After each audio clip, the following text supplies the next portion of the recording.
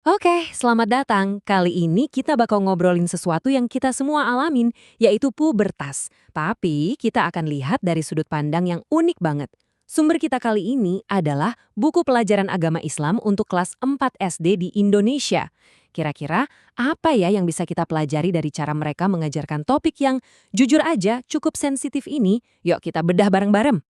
Kita semua pasti ingat ya, masa-masa peralihan dari anak-anak jadi remaja, terus dewasa.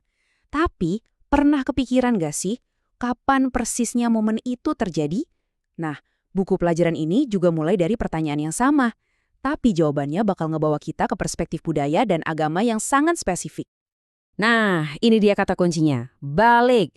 Ini tuh bukan cuma soal perubahan fisik loh. Secara harfiah artinya itu sampai atau tiba.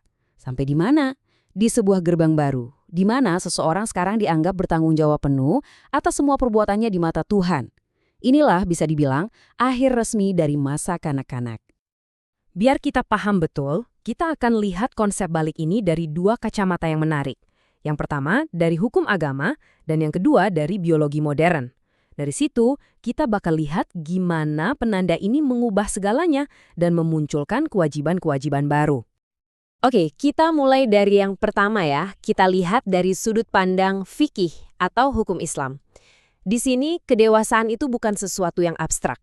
Fikih justru ngasih kerangka yang jelas banget buat nentuin kapan seorang anak secara resmi dianggap dewasa di mata agama. Menurut fikih, ada 3 tanda utama. Yang pertama, mimpi basah, ini spesifik buat anak laki-laki. Yang kedua, haid atau menstruasi, ini buat anak perempuan. Dan yang ketiga, ada semacam jaring pengaman berbasis usia, kalau misalnya 2 tanda fisik yang pertama tadi belum muncul juga. Nah, yang keren dari buku ini, dia pakai cerita buat ngejelasin hal yang sensitif. Jadi, kita ketemu sama Ahmad dan pengalamannya soal mimpi basah itu dibingkai bukan sebagai sesuatu yang bikin malu, tapi justru sebagai tanda alami kedewasaan. Menariknya, teks ini juga nyebutin kalau pengalaman serupa bisa juga terjadi pada anak perempuan. Jadi, cukup inklusif ya. Terus ada juga cerita tentang Aisyah. Coba deh perhatiin nada di kutipan ini. Penuh kepastian dan nenangin banget. Pengalaman menstruasi pertamanya nggak digambarin sebagai sesuatu yang menakutkan, tapi justru dinormalisasi oleh ibu dan kakaknya sebagai bagian dari perjalanan menjadi seorang wanita. Terus, gimana dong kalau tanda-tanda fisik tadi datangnya telat? Nah, Vicky ternyata udah nyiapin solusinya. Dengan mencapai usia 15 tahun menurut kalender Islam, peralihan ke status dewasa itu terjadi secara otomatis. Jadi, ini mastiin setiap orang punya titik penentu yang pasti, nggak ada keraguan lagi. Nah, setelah mengalami mimpi basah atau haid, ada satu ritual penyucian yang perlu dilakukan sebelum bisa beribadah lagi. Namanya mandi wajib. Dan di buku pelajaran ini, langkah-langkahnya diurai dengan sangat jelas. Ini seolah mengubah peristiwa biologis menjadi sebuah momen persiapan spiritual. Oke, setelah ngebangun fondasi dari sisi agama, buku ini ngelakuin sesuatu yang jujur aja cukup tak terduga. Dia beralih ke sains. Ini kayaknya upaya yang sadar banget untuk nunjukin kalau pemahaman agama dan pengetahuan ilmiah itu nggak harus bertentangan, malah bisa saling melengkapi. Di sini kita bisa melihat nih, gimana buku ini ngejelasin perubahan pubertas dari sisi ilmiah. Ada hormon, testosteron buat laki-laki, estrogen buat perempuan. Terus perubahan fisik yang kita semua tahu.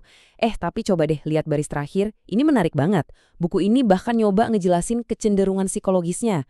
Ini kayak ngasih jawaban kenapanya dibalik tanda-tanda tadi dari sudut pandang biologi. Dan di sini nih, konsep hate yang tadi kita bahas dari sisi Vicky, sekarang dijelasin lagi pakai kacamata sains. Teks ini ngejelasin proses biologis di baliknya. Ini jadi jembatan langsung yang ngehubungin tanda agama dengan penjelasan ilmiah, dan akhirnya menciptakan pandangan yang utuh buat para siswa. Oke, jadi seorang anak udah nunjukin tanda-tanda balik, baik dari sisi agama maupun biologi. Pertanyaan terbesarnya sekarang, so what? Terus kenapa? Nah, bagian selanjutnya ini ngebahas soal konsekuensinya. Gimana status baru ini melahirkan tanggung jawab yang baru juga. Nah, ini dia perubahan paling mendasarnya. Begitu seseorang mencapai balik, statusnya berubah jadi mukalaf. Ini istilah hukum yang artinya seseorang itu sekarang bertanggung jawab penuh. Bisa dibilang, masa-masa main-main waktu kecil udah selesai. Sekarang, era akuntabilitas pribadi dimulai. Sebagai seorang mukallaf, ada 3 pilar kewajiban baru yang harus ditegakkan. Buku pelajaran ini menyoroti 3 hal utama. Hubungan vertikal dengan Tuhan lewat sholat, hubungan sosial dengan masyarakat lewat cara berpakaian, dan pengembangan diri lewat mencari ilmu. Pertama, dan ini yang paling utama, adalah sholat. Kewajiban untuk sholat 5 waktu setiap hari sekarang jadi tanggung jawab pribadi, bukan lagi sesuatu yang dilakuin karena disuruh orang tua. Ini digambarin sebagai fondasi atau tiang dari keimanan seseorang. Kewajiban yang kedua itu soal kesopanan dan cara berpakaian. Teks ini ngejelasin aurat atau bagian tubuh yang harus ditutup secara beda untuk laki-laki dan perempuan.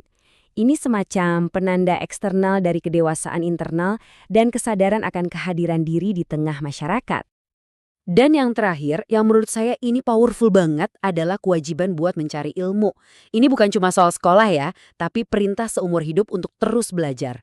Akarnya dari kata pertama yang diwahyukan kepada Nabi Muhammad, yaitu Iqra atau bacalah. Ini negasin kalau kedewasaan dalam Islam itu bukan soal jadi pasif, tapi soal pertumbuhan intelektual yang nggak pernah berhenti. Jadi, kalau kita sambungin semua benang merahnya, hukum agama, sains, dan tanggung jawab, apa sih yang kita dapetin?